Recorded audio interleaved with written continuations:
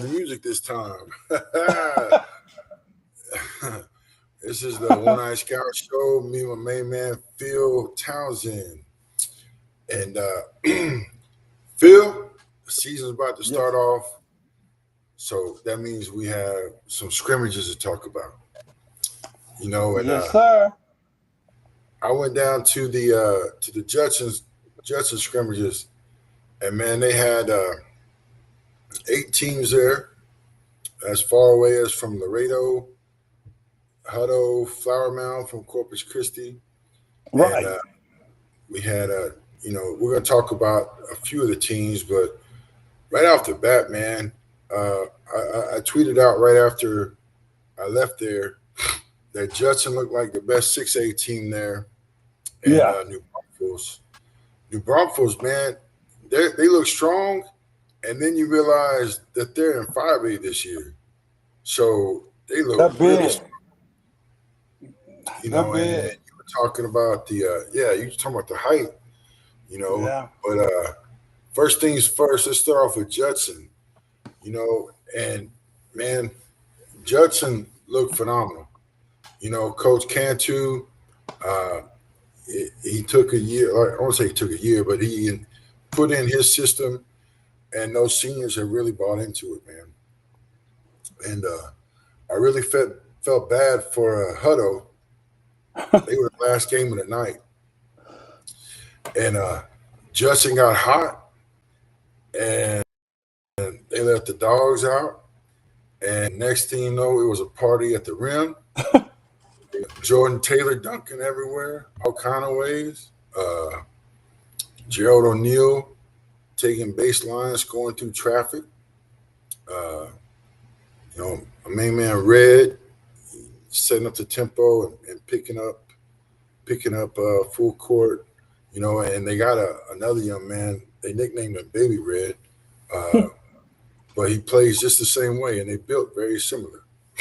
And but I think you know Frank is their 6'5" post player, and man, he jumps out the gym. But you know what I did realize? All of the guys on that team run the floor to get back on defense, and it was interesting because Jordan ran back, went to make a block. The kid missed it, and then he went back up, and that was Frank there to block it, beat it up on the backboard. So, but it was, man, like I said, Hutto just caught him at the wrong time. But Yeah, Kev, but I think again, you might want to let the people know who that player that you really like, Red. that's 5'11" Tasmanian Devil on defense, Jalen Red Crittenden.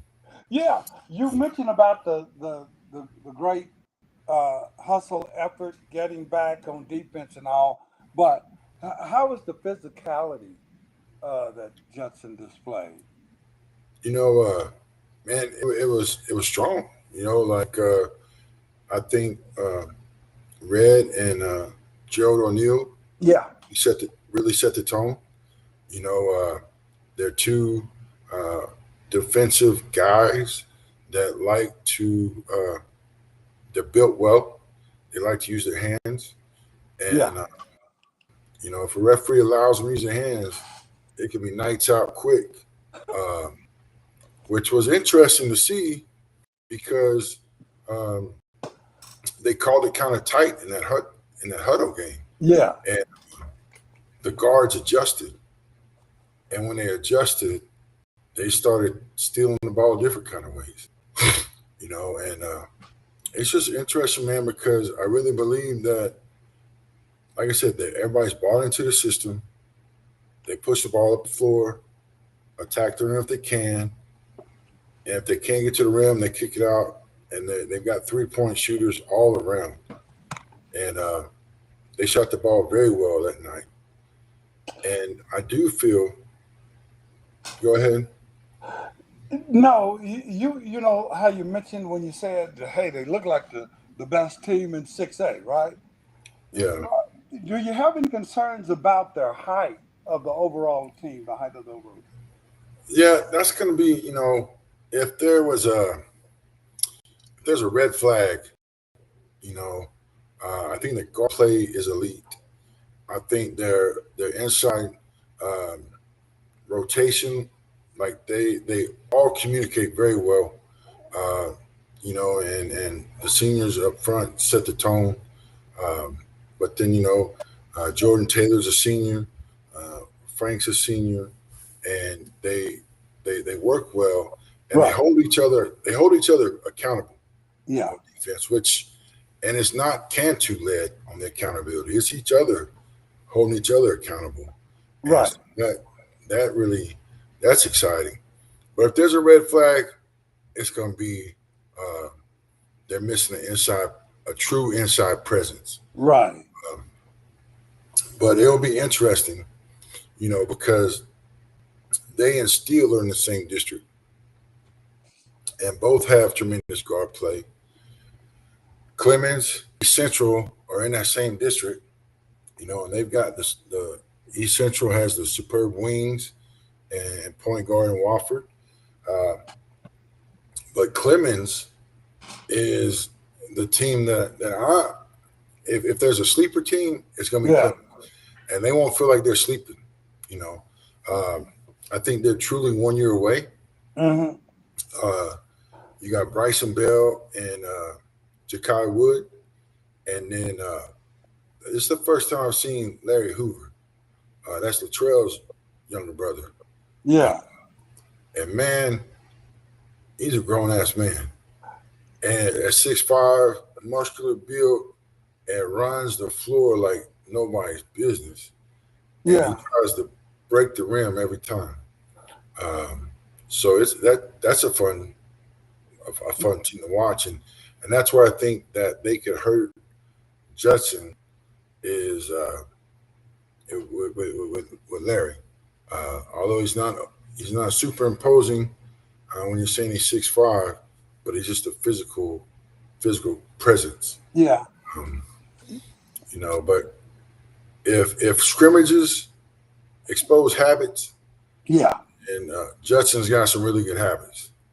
Yeah. You mentioned about them and Steele, right? Like the whole neck and neck thing Yeah. going, and which is interesting because you can get that same kind of overall height dynamic between both of those squads, and look at all the talent and play you got in the guys, the Logan Gonzalez's, the Murray Sadie, so your guy Jamel Garland, Yeah. so you can see where it's going to be some fun basketball to watch. So people get out to the games. Yeah, and somebody that really has shown well in the early season over summer was Jace Tolliver, 6'3", class of 28, shooting guard. Well built, but he's gonna go through some growth, and he looked pretty dominant. Let's drop down. I say drop down, but let's move over to New Braunfels, and because we were talking about the 5A dynamic, right? They've got a lot of height, height. Yeah, and they got Carson Cox who committed to Air Force, but they're going to move into that district, man, with Wagner. So that's going to be interesting. They're going to be in there with Mason Thomas at Piper. You got Veterans Memorial that has both Jamaica Moore and Zayden Clark. You got Alamo Heights, who, man, they really looked good the other day. I went and watched them scrimmage with Connor. Right, those mules are ready to do some kicking, right? Yeah.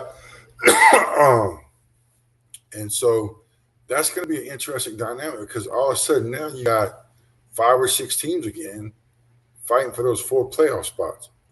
And right.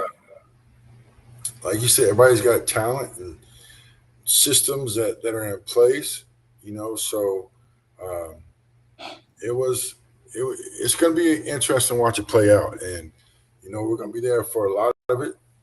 Uh, we'll talk about some Northside teams here in a little bit, but at that Judson scrimmage, I did want to point out Clark was there, and Right. they have Jaden Jones, uh, who committed to Trinity, and then they have Shane McGarity, who's a 6'5" wing, but they weren't able to display their full roster because a couple of bumps and bruises, so they held out the big men. But they have some very uh, well put together guards, and so um, they're gonna be fun to watch as they try to get back into the playoffs. Um, but I do want to stop right here and tell people, if you're not following us on Twitter, you're missing out. We're doing some hype things right before the season. Last night we did who's the best dunkers in the city. And we talked about Elijah Williams, talking about Mason Thomas. You just have to go check it out because there was a list of them. And tonight, as soon as we get off the show, we're gonna put out wings that make the net sing. Because we got some deadly shooters playing on the corners here in San Antonio, and just gonna preview tomorrow night will be all about point guards. So that's something to check in on. And if you want to stay in the loop of hoops, you need to follow us on the socials. But as we talked earlier off air, really excited. Uh, the first event for me with the Noble, being the director of scouting for the Noble, will be this weekend. And one thing I was able to do this year was bring some teams out of Austin and San Antonio. This first weekend, we'll have Brennan, we'll have Steele, we'll have Antonian. And then out of the Austin market, we'll bring St. Michael's and Austin Prep Academy. And we're going to kind of go over some of the things that we're going to be looking for. Um, you know, and we'll start off with Steele. You know, Steele's going to match up uh, with Keller out of Dallas, and I don't know if people have really digested just how physical Steele can be. You know, we talked about Jamil Garland, Right. point guard, absorbs Football. contact. Yeah, yeah. And Logan on one wing, shooter, Maurice Eddy, and I'm gonna give Maurice Eddy his flowers. I think when you look pound for pound, that young man's probably the most elite scorer, you know, uh, that I've seen in a long time. Pound for pound, he can get to the rim. He's just as comfortable spreading the ball around. Um, but there again, we were talking about Jace Tolliver earlier, and he fits right on in there with that physical play. Um, and Mr. Cherry rounds out that top five, and man, they're gonna be fun to watch. They're gonna be really fun to watch. And one thing with them, they rely on their guards, but Phil, they got four guys that can fill the bucket up. You can't tell me all four guys are going to be off on the same night. Just it can't happen. Uh, you know. So I really think that they're ready to go up. I know they're hungry, ready to go up to Dallas and really show what they can bring to the Noble. Um, Yeah. you- and then we'll talk about St. Michael's out of Austin. Uh, St. Michael's will play against Antonian. They're in the same district in Taps. Um, but St. Michael's has Sun Jinkle, who has several offers, 6'4" uh, wing. And then they just had three guys signed with playing college today. Um, One of them is going over to St. Edwards. There's Nolan Barkley, um, and the other two guys. The names slips in mind right now, but they're gonna go up there and they're gonna play their style. They start off with Little Elm out of Oh, Dallas yeah. area. And so it's gonna be interesting to see the adjustments. You know, um, because it is a different style of play. And then what I'm looking forward to is Antonian. Because Antonian is going to come down there and they're going to play against Allen. Ooh, Yeah, ooh, yeah, that's going to be some good action. and it's going to be interesting because Ooh, Amari Amari signed with Merrimack today. right. He's a 5'9", 5'10" guard, and Allen has a 5'9", 5'10" guard in Nehemiah Lawrence, who will be signing with Hampton University. That's So the thing, though, Kev. Matchups. yeah, yes. And the next matchup is gonna be interesting. Eden Onway and Tyson Chandler. That is the Tyson Chandler's son. Mm-hmm. So that's gonna be some fun matchups right there. And I look forward to getting to see it all. And Yeah. But I'm going to be really interested in seeing Eden Onway to to let me say to see a more finished player this year. oh yeah, Um, I think sometimes we watch him, we get a little scared. You yeah. know, So, um, but I mean, look, I I have no doubt that that he's going to be able to bring it. oh, I'm telling you, he went right at Ephraim Moore from Beaumont United, who is one of I think the top ranked player in that class at 6'8" center, and Ed did not back down. He blocked shots. He took it at him. He shot the three when he backed off. So I'm really excited about to see his progress and to see what all else Antonian is bringing with him. Yeah. And then they're playing the second game. They're playing a ranked Prestonwood uh, private school from up in the Dallas area. I think they just played Paris last night, and I think Ah, Paris won by 6.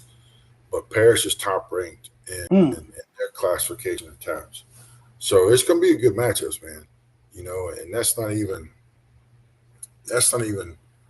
touching the surface on what Austin Prep is bringing. They're going to play a leadership prep, but I'm more excited to see the Austin Prep what they have. Because they have a Aiden McKinney is 6'9" out of New Orleans that's up there.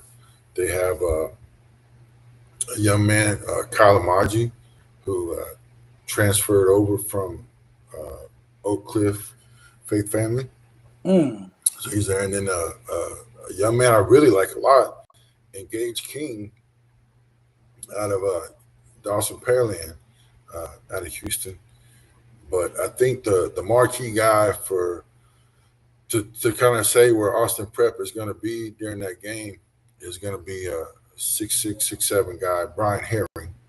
Um, right now he's sitting on a Division II offer to Regis, but he was a guy that whenever we had the combine out at the doghouse, um, we kind of chirped back and forth with each other, and uh, next thing you know, he was running the show. Everything was dunked. Um, our sweet jumper from the 3-point line, but he has a big upside, man, because he was homeschooled for a while, then he was private school for a while, and now he's playing at a big prep program. So it's going to be interesting to see how far he goes, and they'll play 2 games tomorrow. They'll play a leadership prep, and then they'll play Louisville, and the Louisville High School is actually who they're going to play, and they have several 6'7", 6'8", 6'9" guys that so it's going to be big on big. They got a big roster Austin Prep has a big roster. So there's going to be a lot for coaches to see. I know that quite a few college coaches have reached out to Jay Fry, reached out to myself about coming in, what players to look at. So that's going to be a really fun event. But I do think the marquee matchups. We're talking about Brennan coming down, and I'm not taking anything from Steel. They're a top 10 program. I think they're top 8. But Brennan's ranked 4th in the state, and their first matchup is going to be against Parish Episcopal. Parish is number 1 ranked in TAPS and in their division. Oh yeah, and so we were kind of running through the roster before we got on air. Isaiah, Donnie, Delano, Ryan, and then you look on the other side, and there's the Muta twins going to Northwestern. There's Hudson Lucas going to Nevada. There's Robert Moore going to Air Force Academy. And a young man named Sid who really shoots the ball really well. I mean, you got Donnie and Delano going to UTEP, Talon going to Austin P, Zeke still undecided. Yeah, but you know what, Kev? Parish might be it, but I love me some Brennan. I'm telling you, man. I'm telling you. And I want it'd be funny to me if the X Factor doesn't wind up being time Todd. Yeah. Time. He won't be. I don't know if he'll be there because he's playing football. So it'll be interesting, man. So that just means Jacob Padilla, Mr. Glue Guy, right, fills that role very well. So it's gonna be good times, man. And then they're gonna turn right around the next day, and they'll play South Central Prep out of Oklahoma. They big time prep program. They play in the Scholastic Nike stuff. Yeah. But it's guard pressure, and then it's going to be rebound, and who can succeed through all the chaos. This time last year, Brennan went down, and they played a nationally ranked dynamic prep with Jermaine O'Neal and another fella went to SMU, and that was a game where it went to overtime, and then Kingston penetrated last at the buzzer, wound up dunking it right for the buzzer to win the game. And that propelled Brennan to a top 10 ranking in the ESPN. Yeah. So it's gonna be a lot of fun. So I think that covers everybody, man, from San Antonio, Austin region. So I just want to reiterate, man, that to follow us at Kevin One Eye. That's where we're running all these different Twitter hype week. We had the dunkers last night. We'll have wings tonight and point guards tomorrow night. And we're gonna start pushing some of the recorded watch lists for guys that'll be playing in the Noble this week. Remember doing the director of scouting for the Noble, so we got to have a statewide presence. And go ahead, Phil. I was just looking back to Antonian, right, and watching him, and a guy that surprised me because I was just looking when he walked out on the court, but I was surprised at how he hit some buckets, and that was Marshall Hicks. Oh man, I'm glad you brought him up, man. Go ahead. I'm just saying I was not expecting what Yeah. he was doing. And so it was refreshing. Yeah, Marshall is an unsung hero on that team. Because he's gonna rebound, he's gonna screen, he's gonna do his things, and for that very reason, he'll be playing somewhere next year. I don't know if he's decided where, but I mean, he's just a solid built 6'5" that Yeah. does anything you ask for him. Dives on loose balls, you know, provides leadership. But I'm glad you brought him up because I had him written down on my notes and I put my notes away. But yeah, man, Marshall does a lot, really does a lot for that team. And you know, we're going to we're going to be dropping more scouting reports on the website. So if you're not following the website, you need to be. That's oneeyescout.com. And you know, we kind of talk about posting those reports, but this is what makes our One Eye Scout reports different is I'm gonna write what I feel, and I'm not worried about the political stance. I'm not worried about hurting feelings. I'm not gonna tear a kid apart, but I'm not going to write something just for the sake of making someone look good. And why? Because it ain't for everybody. And there you go. There you go. He's Kevin Howe, And the one I scout. the One Eye Scout. And so people ask, how do we get evaluated? Uh, we we go to different games around the city. We go to different games around the state. And we always looking.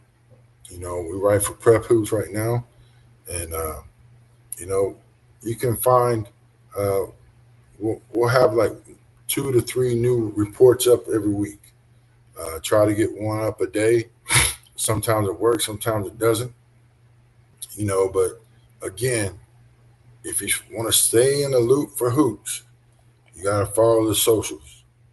The One Eye Scout Instagram, the One Eye Scout YouTube, at Kevin One Eye, and then we have Ton of Truth, as a network, and we're going to be dropping some more things throughout the network because after 18 years of doing behavioral science, behavioral modification, uh, I'm starting to share some of the things that we've done in the past because there's such a true correlation to behavior modification, to emotional stress for students in high schools, parents of those students, to these amazing athletes that push themselves, push their bodies to the limits. Uh, you have mental ups and downs. You have depressions that you feel isolated being an athlete at times. And I really want families to listen to those podcasts because they're not long. I think they're between 7 and 8 minutes long. Because me, I get to the point and get out. You know, and Phil, talk about it ain't for everybody. And this is another episode locked in. More Sky Reports dropping tomorrow, and stay tuned.